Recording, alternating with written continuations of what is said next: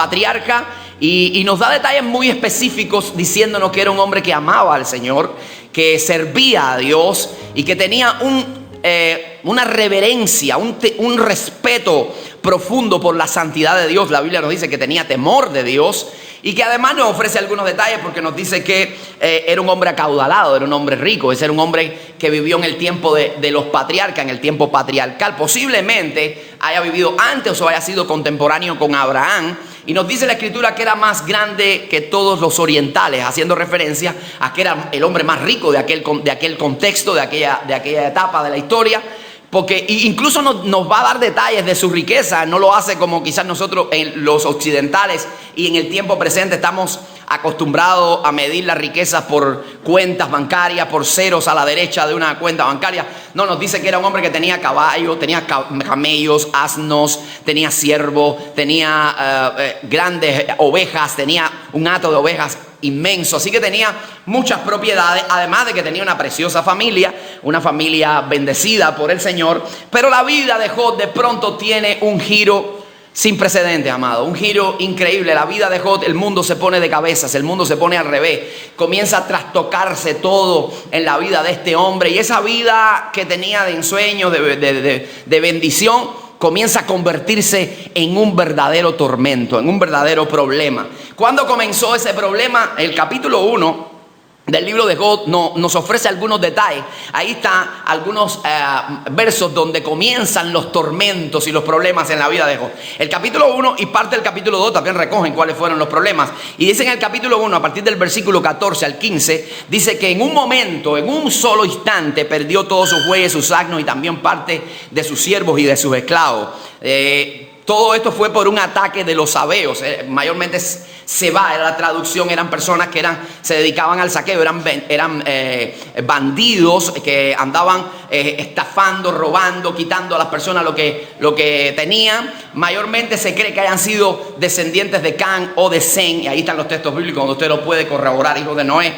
Así que en un momento fue saqueado Job y se le llevaron sus bueyes, sus asnos, y también mataron una parte de sus siervos, una parte de sus esclavos. No había terminado la persona de dar toda esta información cuando ya llegaba otro con otra mala noticia. Y en el versículo 16 dice: fuego cayó del cielo y quemó parte de tus ovejas, todas tus ovejas, y la otra parte y los pastores. Dice, también murieron los pastores. Terminando de hablar, llegó otro en el verso 17 y le dijo: los caldeos se llevaron tus camellos, y entonces mataron el resto de tus siervos. En el verso 18 en adelante, al 19 dice: un fuerte viento, y esto es una parte bien crítica, dice que un fuerte viento derribó una casa donde estaban reunidos sus hijos y todos murieron. Así que la vida de Job en un momento así, en un segundo le cambió la vida. Así le cambia la vida a la gente en un segundo, en un instante. De pronto no tenía nada más, ya no había camellos, ya no había siervos, ya no había ovejas, ya no había posesiones y no había familia tampoco. Así que sus hijos murieron. Ahora en el capítulo 2 nos dice la Escritura que las líneas se corren un poquito más, va más allá la aflicción de Job. Y dice que Satanás llegó y lo hirió con una sarna, dice que era maligna, que daba tormento a la vida de Job, lo tenía desesperado, fue infectado con esta sarna desde la punta de la cabeza hasta la punta de los pies, completo todo su cuerpo. Ahí se agravó el tormento en la vida de este hombre. Añadiéndole a esto que la mujer, su esposa, no cooperó mucho, porque su esposa fue, a partir de ese momento, la principal atormentadora. Era la gotera que estaba constante en la vida de Job, y sus consejos fueron: mira, Job, ya a ti lo que te ha caído encima es lo más malo, lo único que te queda es morirte. Tú lo que tienes que hacer es maldecir al Señor y morirte. También sus amigos, que llegaron con el propósito de animarlo, de estar con él, de ofrecerle el hombro para identificarse con su dolor, los 3 primeros días se quedaron callados, conmocionados por la aflicción que había llegado a la vida de Job. Y estos 3 amigos, Elifaz, como dice Bildad, y Zofar, comenzaron a hablar y comenzaron a darle ciertos consejos y a filosofar en la vida de Job. Y muchas de las cosas que ellos decían, más de enfocadas en dar aliento a Job, más bien lo desalentaban. Era un consejo mayormente acusatorio, aunque venía con esa intención, venía en esa dirección. también muchos de los argumentos que presentan sus amigos eran muy interesantes, sumamente interesantes. De hecho, el texto que nos ocupa en esta mañana, en el que acabamos de leer hace un instante, que nos dice que así como las chispas se levantan al volar al aire, así es el hombre nace para la aflicción. Son palabras de Elifas, son palabras de Elifas que está pronunciando a Job y están verdaderamente cargadas de verdad, amado. Elifas lo que está diciendo, el sufrimiento y el dolor serán compañeros inseparables en la vida del ser humano. Eso es lo que está diciendo. El dolor y el sufrimiento van a ser patrimonio de la humanidad, de los hombres, sin importar raza, nacionalidad, estatus social. El dolor va a visitar la vida de algún ser humano. El dolor va a llegar a la vida de alguien, ya sea por diferentes maneras. Quizás porque se enfermó un familiar, porque en un accidente perdió la vida un amigo, porque nosotros pasamos por una situación crítica, pero lo cierto es que en algún punto de nuestra historia vamos a sufrir, hemos sufrido y algunos están sufriendo, ¿sí o no? ¿Alguno en algún momento se ha preguntado por qué a mí? ¿Por qué me pasa esto a mí? ¿Por qué me pasan estas cosas a mí? ¿Por qué tengo que pasar por esto? Incluso hemos llegado a hacernos preguntas un poquito más filosóficas, más profundas. ¿Pero dónde está Dios cuando nosotros pasamos por esto? ¿Dónde está Dios cuando sufrimos? Y de hecho, esa es la intención en esta mañana, que nosotros podamos dar respuesta al sufrimiento, pero desde una perspectiva bíblica. Que nosotros podamos hablar del sufrimiento y verlo a través de la lente de la palabra de Dios y entenderlo a través de la lente de la palabra de Dios. Por eso nuestro primer punto en esta mañana es hablar sobre una definición y el origen del sufrimiento.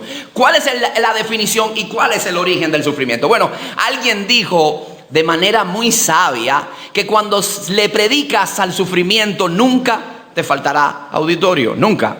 Cuando le predicas al sufrimiento nunca te faltará auditorio, en el sentido de que todos en algún momento hemos sufrido. Todos en algún momento hemos pasado por aflicciones, por dolores intensos. Y cuando se nos habla de una temática como esta, nos identificamos con rapidez, ¿sí? Podemos identificarnos, podemos saber, podemos ver lo que está sucediendo y podemos ver qué se siente en medio de una situación así. ¿Cómo se define el dolor? Vamos a definirlo, y una definición del diccionario dice que es experimentar, creo que la traje aquí, es experimentar una aflicción, una acción perjudicial o dañina que nos causa dolor físico, moral, espiritual o emocional.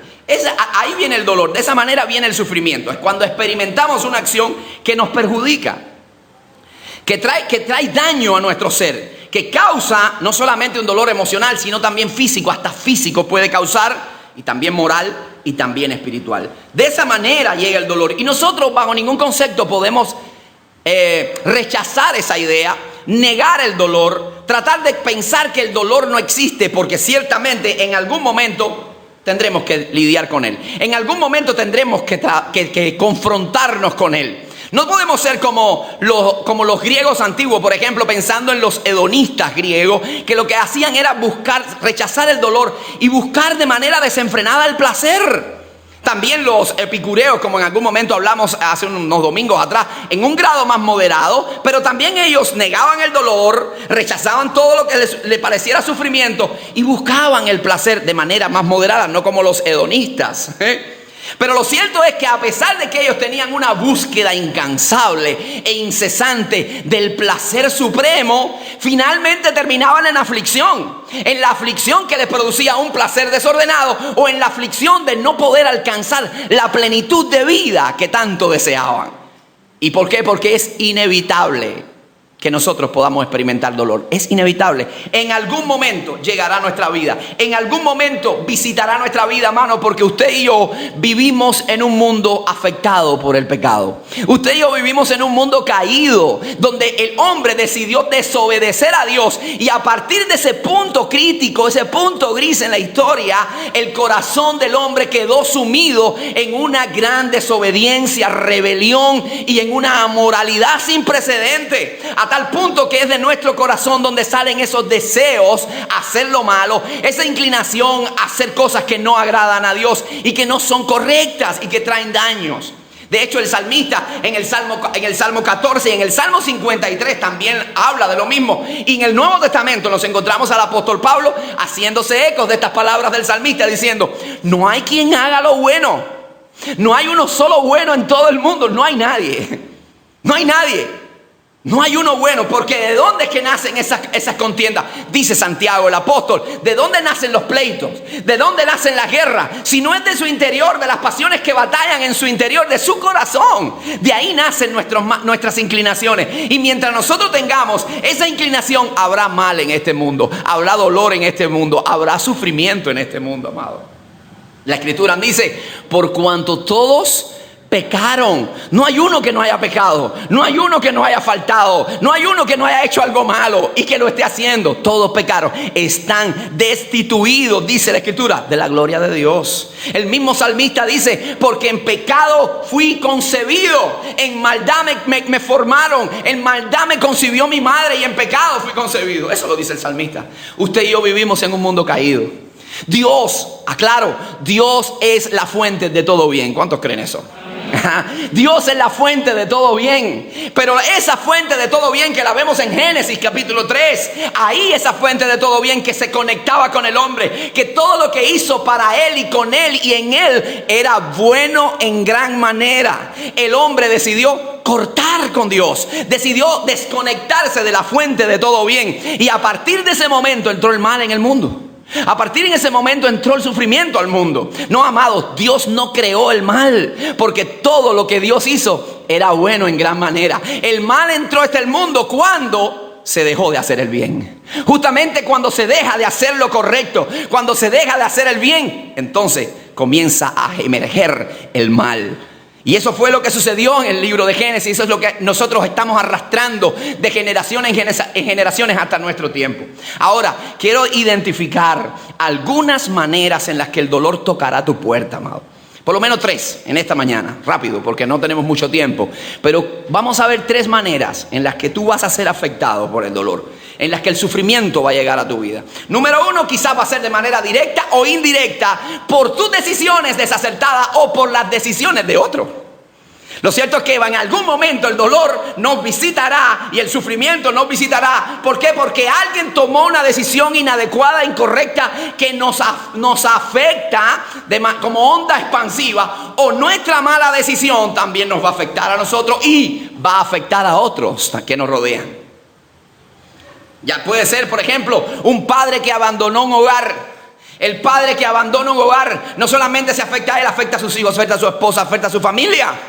El hombre que de pronto decidió conducir su auto en estado de embriaguez y tiene un accidente y mata a alguien. ¿Qué le pasó? Su mala decisión provocó mal en la vida de alguien, provocó sufrimiento en una familia. La adolescente que no le hace caso a sus padres y comienza una relación no aconsejable con otro muchacho y luego termina con el corazón roto y con una barriga que va creciendo hasta los 9 meses. Le crea un problema incluso a la familia, que tiene que reorganizar toda la economía para ahora atender a la muchacha y al bebé que trae. Lo cierto es que el mal llega por alguna razón. Y si lo vemos desde el escenario bíblico, cuando alguien se turba a los demás. El mismo Herodes, ¿recuerdan el escenario del nacimiento de Jesús? Dice que cuando le anunciaron a Herodes que Jesús había nacido, que era un rey el que había nacido en Israel, de pronto Herodes se turbó. Pero dice, hay un detalle, y dice la Escritura: y todo Israel con él. Un rey sin vergüenza, turbado, es un problema. Porque tú no sabes por lo que le dé. Así que eso puede traer sufrimiento en los otros. Pero el mismo Abraham, que es un hombre que nosotros hemos estudiado acá, un hombre de fe, un hombre entregado a Dios, hubo un momento que tomó una mala decisión, impulsado por su esposa. Recuerdan que la esposa no podía tener hijo, era estéril, y de pronto le dijo: toma a mi sierva Agar y tienes que estar con ella, ten relaciones con ella para que tenga un hijo en mis piernas y que pueda ser como de la familia.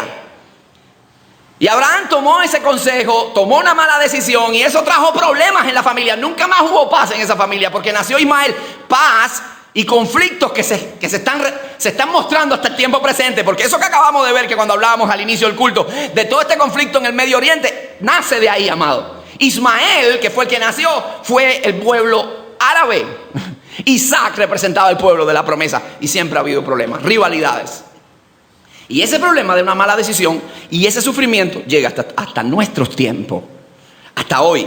María, Aarón, su mala decisión de murmurar sobre el líder, sobre Moisés, de crear cabecitas de playa, de crear divisiones y problemas. ¿Qué les provocó a ellos? Sufrimiento. Fueron infectados por una lepra. Por una lepra. Acán, tomando un manto babilónico, tiempo de la conquista, libro de Josué, tomó un manto babilónico cuando Dios le había dicho: no tomen nada de la ciudad, todo es anatema, todo es maldito. Pero él vio aquellos lingotes de oro, aquellas barras de oro, de pronto vio el manto babilónico, aquel tejido precioso y dijo: de esto nadie se va a enterar, esto me lo llevo para mi casa. Y eso trajo maldición a Israel, su mala decisión. Así que muchas veces nuestras decisiones incorrectas van a traer daño y sufrimiento a nuestra vida, a la vida de los nuestros, a la vida de los tuyos. Es por eso que tenemos que ser vigilantes en cómo vamos a tomar decisiones, y que cada una de ellas, y ese es mi consejo en esta mañana, en este punto, amado, cada decisión que vas a tomar, hazla a la luz de la palabra de Dios. Tú tienes un manual, tú tienes una ruta de viaje, tú tienes una bitácora de tu camino. Es la palabra de Dios que te lleva a la eternidad. Entonces todo lo que vas a hacer, toda decisión, todo lo que vas a emprender, a la luz de la Escritura. Ay, pastor, pero la Escritura no me dice si tengo que empezar a trabajar en tal lugar. No. Analízalo a la luz de los principios de la Escritura. ¿Qué hay en ese trabajo que no te conviene? ¿A dónde te lleva? ¿Qué es lo que te promueven a hacer? Entonces, si no está en armonía con la Escritura, bye, déjalo. Déjalo. Ya Dios suplirá. ¿Cuántos creen que Jehová iré? Él es proveedor. Él es sustentador. El sufrimiento va a llegar de manera directa o indirecta por decisiones incorrectas. Número 2. El sufrimiento va a llegar a tu vida también para que la gloria y el poder de Dios se manifieste. Sí, pastor, pero ¿cómo es eso? ¿Cómo se puede entender eso, pastor? Sí, se entiende así. Es que hay veces Dios mismo, amado, Dios mismo va a permitir que el dolor te visite. En su soberanía, Él va a permitir que circunstancias surjan a tu alrededor. No quizás se la está originando directamente, pero Él va a permitir que ciertas cosas ocurran. Pero no para destruirte, porque Él es el mayor artífice de nuestra vida. Y Él es el que coge los cristales rotos de nuestra vida y hace un gran vitral, amado. Nuestros pedazos, y de ellos construye algo. Entonces, de nuestros sufrimientos, muchas veces Dios va a sacar algo glorioso, donde su nombre es exaltado y nuestra vida es bendecida. Y aunque nos cueste entenderlo, es una realidad. De hecho, el libro que tenemos delante habla de eso. El libro que tenemos hoy delante nos hace entender que Job pasó por una aflicción intensa, amado. Ninguno de los que estamos aquí en esta mañana ha pasado ni quizás una tercera parte de lo que pasó Job. Ninguno de nosotros. Pero todo esto tiene un propósito. Y todo esto Dios lo usó al final para que Job conociera más a su Señor, para tener una dimensión más amplia de la grandeza de Dios. De hecho, él termina diciendo: de oídas te había oído, pero ahora mis ojos te ven. Ahora conozco más de tu grandeza. Y para que en el mundo y la posteridad viera la fidelidad de un hombre que decide, a pesar de todas las circunstancias, y aunque el mundo se ponga al revés, seguir creyéndole a Dios. Y aunque cualquier circunstancia se levante, Dios sigue siendo el rey soberano del universo. Y eso nos enseña. Hay veces Dios utiliza circunstancias difíciles en nuestra vida, pero para mostrarnos su poder, su gloria, su grandeza, para suplirnos. En medio de dolor, mucha gente vinieron a Cristo. En medio de dolor y quizás en medio de una enfermedad, muchos de nosotros conocimos el poder de Dios cuando fuimos sanados por Él. En medio de una aflicción, en medio de un momento de escasez, conocimos que Jehová es proveedor. ¿Por qué? Porque su mano se extendió para traer de Dios sabe dónde pan a nuestra mesa. ¿Cuántos dicen amén? Amado, así actúa el Señor muchas veces. Por eso no encontramos en la Escritura que cuando Lázaro está enfermo y le dicen al Señor, Juan capítulo 11, recuerden, y le dice al Señor: el que tú amas está enfermo. Y él se quedó ahí un poquito más. Bueno, ¿te interesa o no te interesa? Sí, me interesa. Solamente que esto es para que la gloria de Dios sea manifestada. Y ahí no quedó nadie en ese lugar que dudara de que Jesús es la resurrección y la vida. Y el que cree en Él, aunque esté muerto, vivirá. Amado, también nos habla la Escritura de un ciego de nacimiento. Los discípulos vienen y dicen: oye, ¿quién pecó? ¿Quién pecó para que este naciera así ciego? ¿Su padre o él? ¿Quién fue? Porque esto es una maldición que le tiene que haber caído encima. Porque hay veces nos pasa eso. Hay gente que son así en las iglesias. Si tú tienes un problema, son los detectores de maldiciones generacionales. Ay, tú estás enfermado, te tienes dolor de cabeza. Estás en pecado. Estás en pecado. Los discípulos eran igual. Ay, se te encarnó una uña en el dedo. pecado. No, no es así. Sino que dice Jesús, para que la gloria de Dios sea magnificada, sea manifestada, esta enfermedad está ahí. Para que todo el mundo vea que Jesús trae luz a nuestros ojos. Entonces muchas veces va a visitarnos el dolor y el sufrimiento, pero no para destruirnos. Si Dios lo permitió, Él sabe por qué razón lo hizo. Número 3, razones por las que llega el dolor muchas veces no las vamos a entender, no las vamos a saber. Hay razones que nunca vamos a comprender por qué el dolor llegó, amado. De hecho, este episodio que nosotros tenemos delante, este libro que nosotros tenemos delante, donde estamos leyendo la vida de Job, toda su conducta, toda su proyección, toda su entrega a Dios y cómo Dios se manifestó y cómo Dios lo bendijo después. Él ignoraba todo. Nosotros leemos y nosotros tenemos más información que Job en el momento que vivía esto. Job ahora tiene más que nosotros porque está en la presencia de Dios. Pero en el momento que él estaba viviendo esto, tú y yo tenemos más información porque nosotros comenzamos leyendo el capítulo 1 diciendo que el diablo le dijo a Dios, pero él te sirve porque tú le has dado de todo. Y el Señor le dio una licencia, le dijo, ok, quítale las cosas. No le puedes tocar su vida porque me pertenece. Poder limitado el del enemigo. Arriba, quítale y verás que él me va a seguir adorando. Pero Job ignoraba las razones. Job ignoraba las causas. Y aún así decidió ser fiel a Dios. ¿Qué es lo que te quiero decir con esto, amado? Que van a haber momentos donde tú no le vas a poder lógicamente dar una explicación a tu sufrimiento.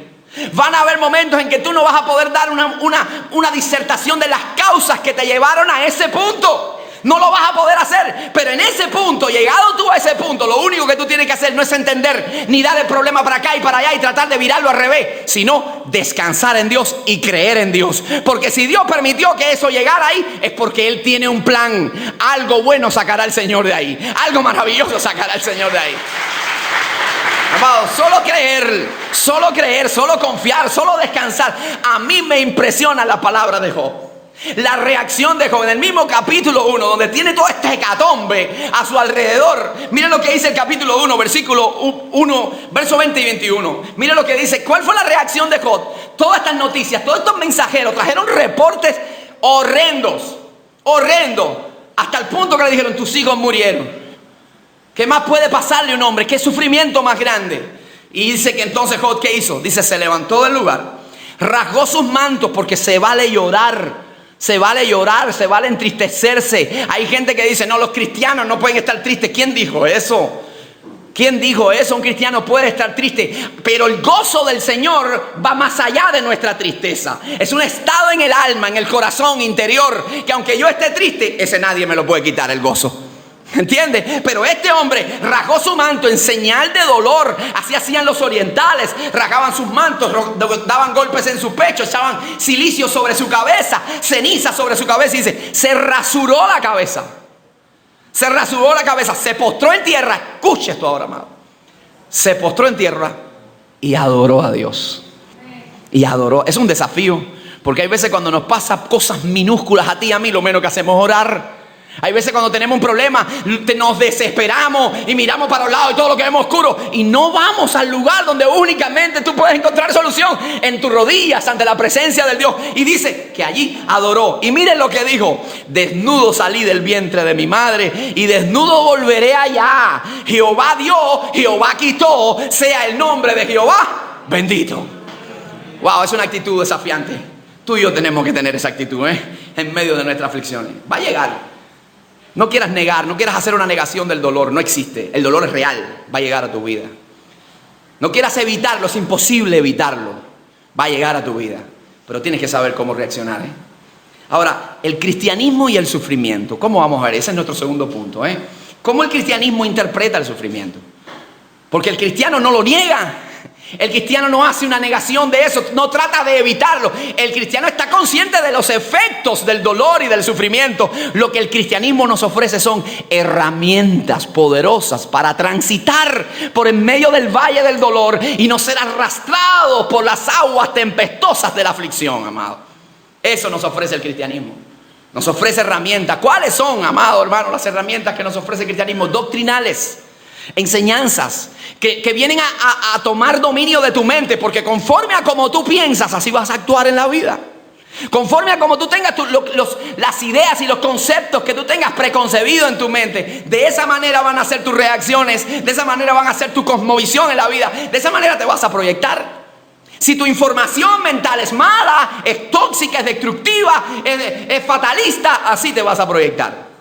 Pero si tú tienes una información correcta, 100% bíblica, entonces tú te vas a proyectar de una manera que Dios le agrada y que Dios quiere que tú te proyectes. Así que lo primero que nos presenta la Biblia, la primera herramienta que pone en tu mano, que pone en mi mano para enfrentar el dolor, es que nos presenta a un Dios personal, poderoso, sabio e infinito. Ese Dios nos lo presenta, es un Dios personal, es un Dios que se manifiesta, es un Dios todopoderoso y que está interesado en nuestra vida, que tiene el poder que con una sola palabra quitar de un momento toda nuestra aflicción, que con el chasquido de los dedos Dios puede quitar una enfermedad, Dios puede quitar una aflicción, Dios puede hacer que los problemas que a nuestro alrededor son oscuros se vuelvan momentos de alegría y de gozo. Lo puede hacer, pero que en ocasiones, aunque en ocasiones no lo hace, nos promete su presencia con nosotros. Amén. Yo puedo ver a los 3 jóvenes hebreos en medio de un horno de fuego calentado 7 veces más de lo normal. ¿Podía Dios sacarlo de allí? ¿Sí o no? ¿Podía Dios evitar que ellos cayeran en las llamas? ¿Sí o no?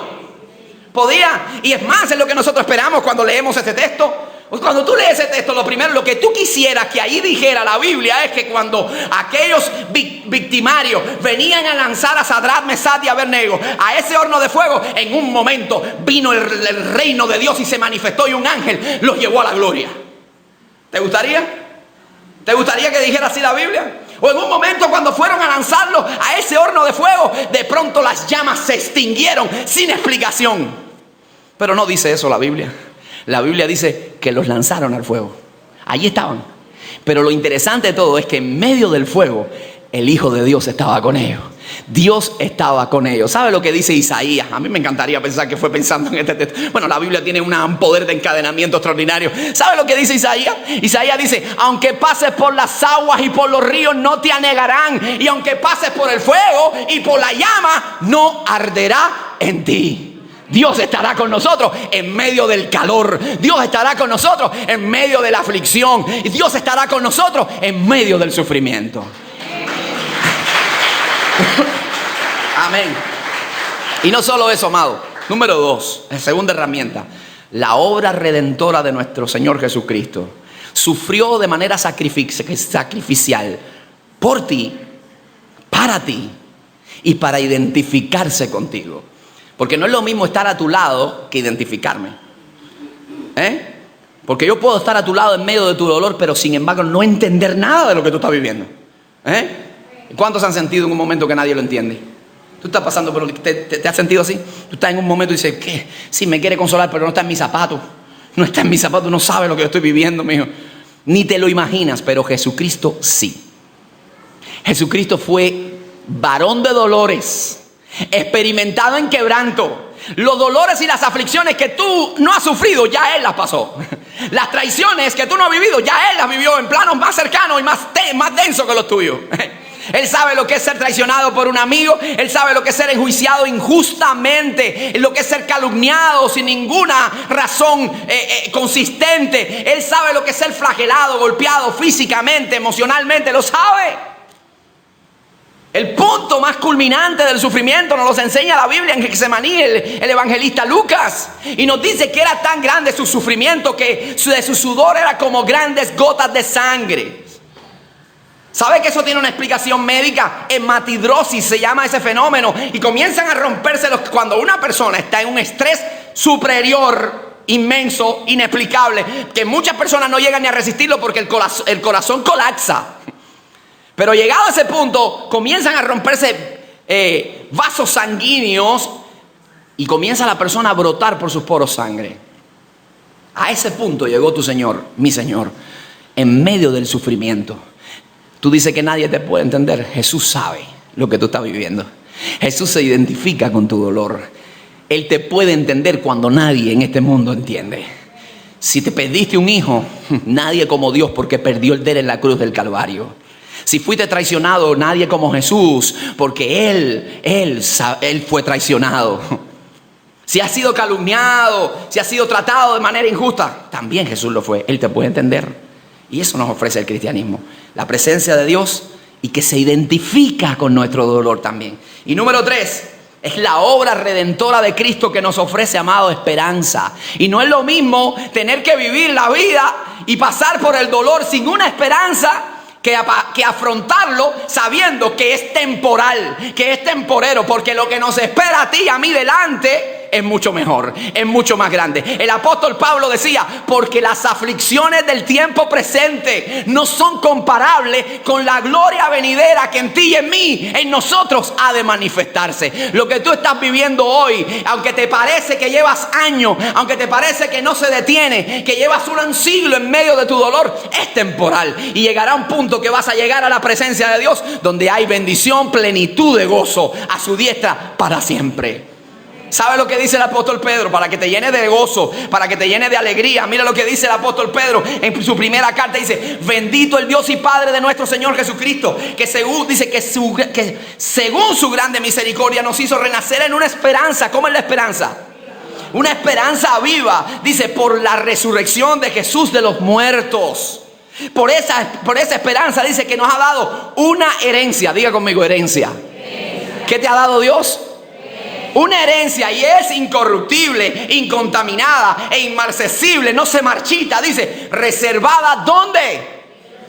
Está reservada en los cielos. ¿Para quiénes?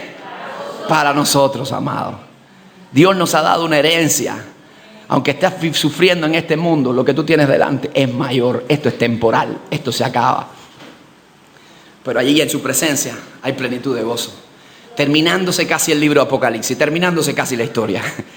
Capítulo 21 del libro de Apocalipsis. Apocalipsis tiene 22 capítulos. Este es el penúltimo capítulo. Versículo 21, versículo 4. Capítulo 21, versículo 4. Mira lo que dice el apóstol Juan, inspirado por el Espíritu. Dice que allí, dice, en su presencia, dice, no habrá nunca más, ni dolor, y será enjugada toda lágrima, y no habrá más clamor por el dolor y por la aflicción. ¿Por qué? Porque las cosas primeras ya pasaron. Dios nos promete una gloria donde se va a quitar todo el dolor de una vez y para siempre. Pero mientras estemos en esta tierra también y te toque pasar por momentos de aflicción, quiero que entiendas que te va a capacitar con una fuerza extraordinaria, porque el Espíritu Santo de Dios va a estar en tu corazón, bregando contigo, trabajando contigo, ayudándote, consolándote. Él es el Paracletos, dice la Escritura. Él te va a dar la victoria, Él te va a recordar las promesas de Dios, Él te va a dar aliento cuando ya tú no tengas en medio de tu aflicción. Él va a estar ahí para levantar tus brazos caídos, para levantar tus rodillas, para cuando estén paralizadas ponerla delante de la presencia de Dios en intercesión. Él te va a dar una paz que sobrepasa todo entendimiento, y aunque la gente no lo entienda, tú vas a atravesar en victoria ese valle de dolor y vas a llegar al otro lado por la gracia de Dios y el poder del Señor Jesucristo. ¿Cuántos dicen amén? ¡Aleluya! ¡Aleluya! Ese es nuestro Dios. Ese es nuestro Dios, amado. Y finalmente, el propósito del sufrimiento, amado. El propósito del sufrimiento. Siempre hay un propósito detrás. No sé cómo pudieran vivir los ateos, porque los ateos ni siquiera pueden hacerse la pregunta ¿por qué sufro? Ni siquiera pueden hacerse la pregunta ¿dónde está Dios cuando sufro? Porque ellos no creen en Dios. Y pensarían que es un golpe del azar por movimientos químicos, porque la naturaleza así lo quiso. Y no pueden dar ni tan siquiera una explicación lógica al sufrimiento. Y la razón por la que tú y yo nos preguntamos, no te pienses que es malo preguntarte por qué sufro, porque eso es una muestra de que tú eres un ser pensante, de que tú eres un ser que fuiste creado a imagen y semejanza de Dios. Dios te hizo así para que te hagas cuestionamiento y llegues a conclusiones lógicas. Porque no eres un animal que simplemente se adapta al dolor y chilla. Tú no, tú valoras, tú evalúas situaciones. Y así que el ateo vive en una desgracia y en una aflicción continua, porque no encuentra razones para su aflicción. Vive en una desesperanza muy grande y en un gran vacío. Yo le quiero dar dos apreciaciones de dos ateos. Se las traje aquí y le voy a leer, se las va a salir en pantalla, para que usted vea cuál es la percepción de la vida de personas ateas ¿Y cuál es la percepción del dolor de una persona atea? El primero es A.E. Houston, traté de decirlo en inglés, pero A.E. Houston. Dice, mire lo que él habla, mire cómo él ve la vida, dice, y cómo él percibe el dolor. Dice, la naturaleza.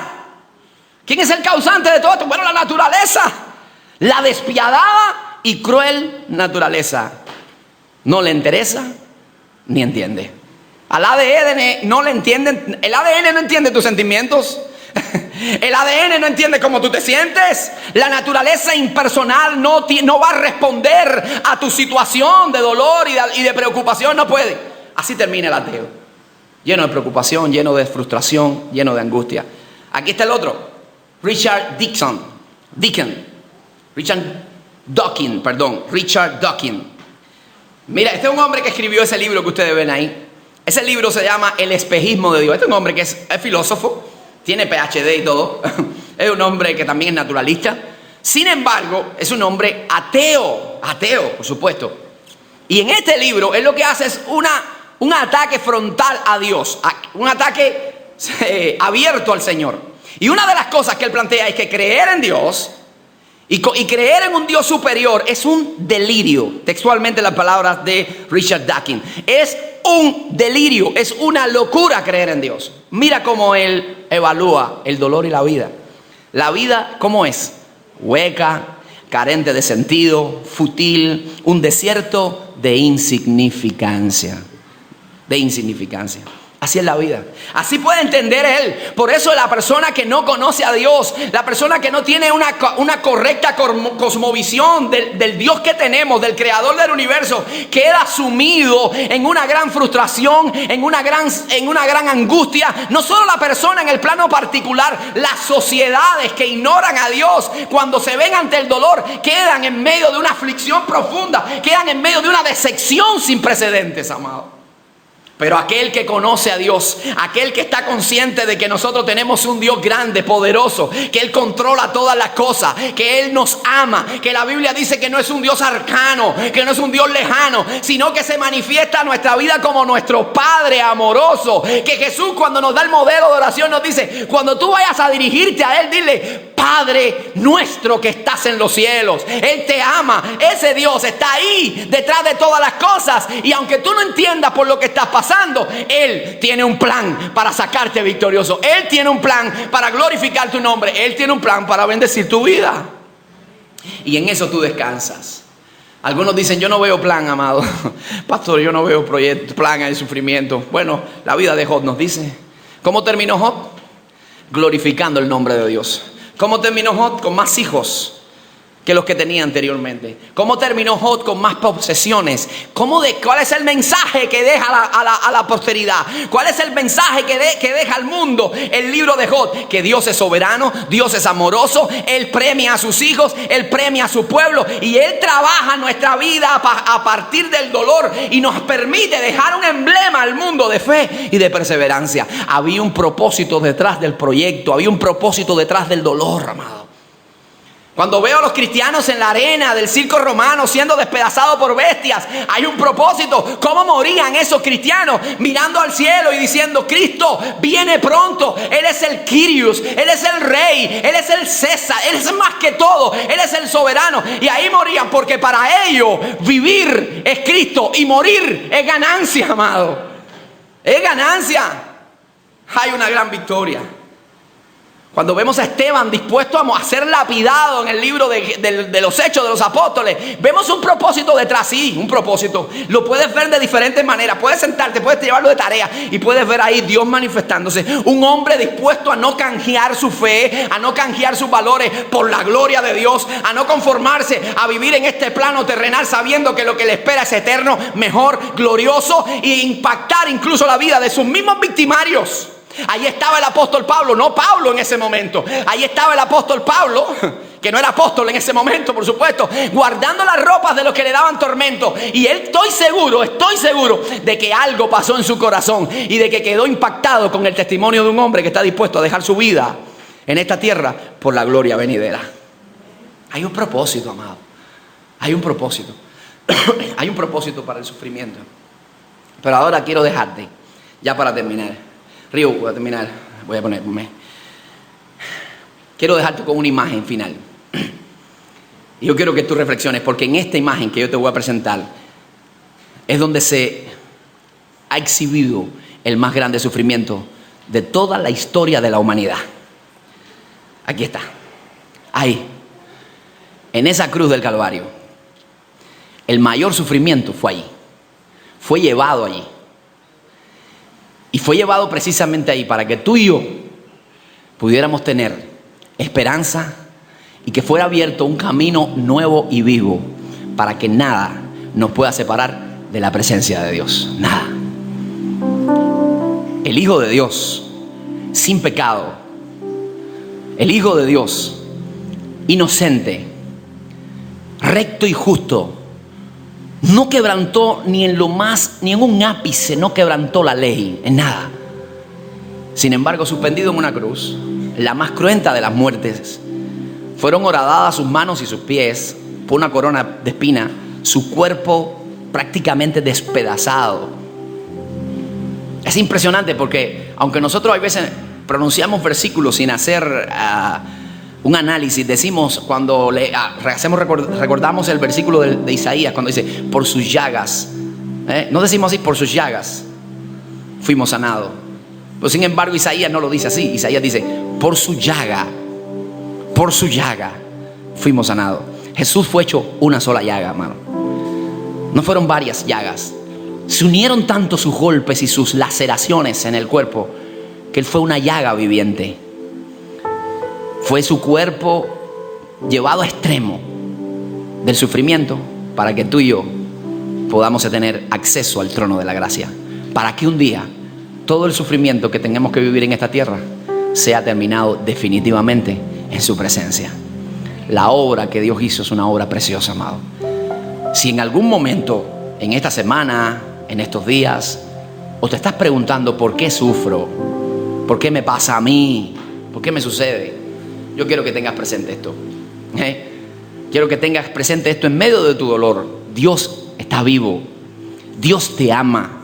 Dios está contigo. Dios te va a dar resistencia para seguir adelante perseverando. Él no te va a abandonar y te va a dejar ahí a la vera del camino. Él va a estar contigo ahí. Él tiene el poder para quitar tu problema con el chasquido de los dedos ahora mismo. Yo sé que muchos de nosotros lo quisiéramos ahora. Quisiéramos ahora que todos nuestros problemas sí. Hay veces lo hace, pero no siempre actúa de esa manera. Pero sí te puedo decir que te va a dar fuerzas sobrenaturales, una paz sin igual, una resistencia más allá de tus capacidades físicas para seguir adelante. Y te digo que al final veremos la victoria. Te digo que aunque en este mundo no lo puedas ver, del otro lado te espera el triunfo. Del otro lado te espera la victoria. Del otro lado nunca más habrá sufrimiento. Pero mientras estés en este lugar, nunca, jamás, nunca dudes de la bondad de Dios. Si le preguntáramos en esta mañana, Job, ¿dudaste en algún momento de que Dios es bueno? Job no puede dar un consejo. Dios es fiel. Jehová dio, Jehová quitó. Y sea el nombre de Jehová bendito desde ahora y para siempre. Dios siempre, siempre es bondadoso y bueno. Alguien puede darle un aplauso a nuestro rey. Río, la bondad de Dios, no te vayas. Vamos a ponernos todos de pie, por favor. La bondad de Dios que te había dicho. Vamos a ponernos todos de pie. Yo quiero que ahora terminemos de una manera. Así que si en algún te sientes afligido, tú sientes que estás pasando por un sufrimiento de cualquier índole, escúchame, está en el escritorio, Río, de cualquier índole. Tú puedes tener un sufrimiento físico, tienes dolor, tienes dolencia, algo está funcionando mal. Dios tiene el poder para sanarte, Dios tiene el poder para orar. Para ti, quiero pedirte que vengas aquí y voy a orar por ti. Aquellos que están en aflicciones del alma, emocionales, aquellos que están pasando por dificultades, ven aquí también. Vamos a orar en esta mañana juntos. Vamos a proclamar que Él es nuestro Dios, que su bondad nunca nos falta, que aunque pasemos por el fuego, ahí estará Dios. Que aunque la llama sea intensa, no nos quemaremos porque Él es quien nos guarda. Él es tu guardador, Él es tu sombra a tu mano derecha. No te fatigará la luna, ni el sol de día, ni de noche la luna. porque Jehová tiende su vara y su cayado y te infunde aliento. Él prepara su mesa delante de tus angustiadores. Él prepara un banquete delante de aquellos que te acusan. Unge tu cabeza con aceite, y la misericordia de Dios y el bien de Dios te van a seguir todos los días de tu vida, y en la casa de Jehová tú terminarás adorando al Rey por siempre. Vamos a adorarle. Dile que Él es bueno en tu vida. Él ha sido bueno, a pesar de, ha sido bueno.